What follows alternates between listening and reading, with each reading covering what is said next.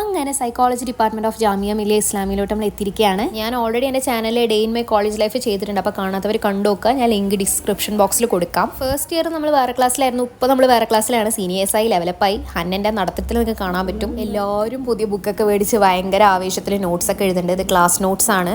കഴിഞ്ഞ സെമിനേക്കാളും ഈ സെമ് കുറച്ചും കൂടി ഈസിയാണ്. സിലബസ് ഒക്കെ കുറച്ച് നല്ല ലൈറ്റാണ് നമുക്ക് തോന്നി. നീരു ഒരു ഓഫീസ് സെറ്റപ്പിലാണ്. ഫസ്റ്റ് ഡേ ആയതുകൊണ്ട് എല്ലാരും ഹായ് ഹോയ് എന്ന് പറയുന്നത്.